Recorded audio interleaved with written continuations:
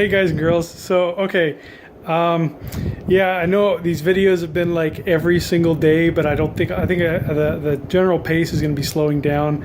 I'll probably get into a regular groove about one per week, just because I'm actually can really only work here on the weekends on this space.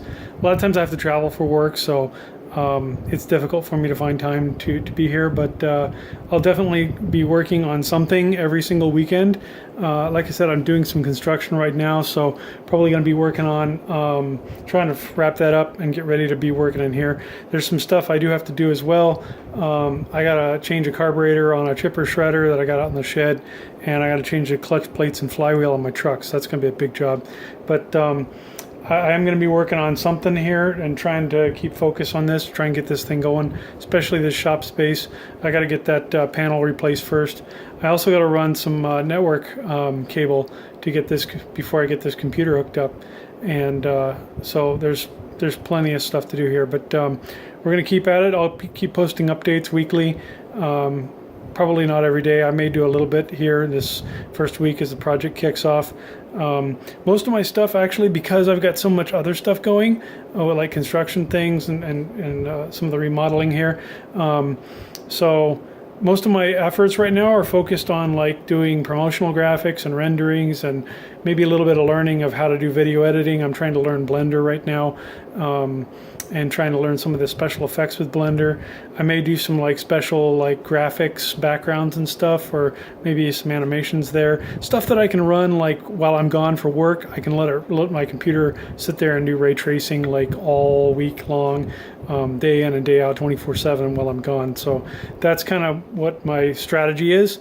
And by the way, I wanted to cover another thing. So some of this project may go to some crowdfunding. I don't know. I'm trying to do as much of it as I can out of pocket. As you can see, I've got to put the panel in. All of the stuff that I'm doing here at my house, like the electrical panel, the running of the high voltage lines for the welding rig and the drill press, and the lines for the computer, or the building of the computer, all of that stuff, I'm doing that out of pocket because I don't want any crowdfunding funds to come from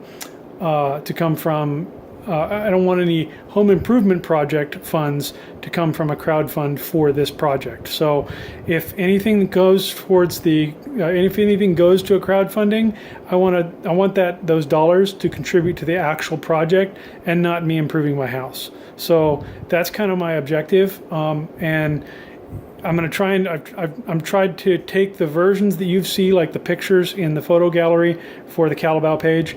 That stuff is like really over designed. That's for like really heavy, and I priced it out, and that's going to be really expensive. So I'm building a design like a much lighter weight version, more like a consumer 3D printer type style, with the size and the size of the supports and everything. So it's going to be a lot more cost effective for me to be able to do that and not have to rely on crowdfunding to be able to pull that off. So just kind of a heads up about, that's kind of my strategy when it comes to the money.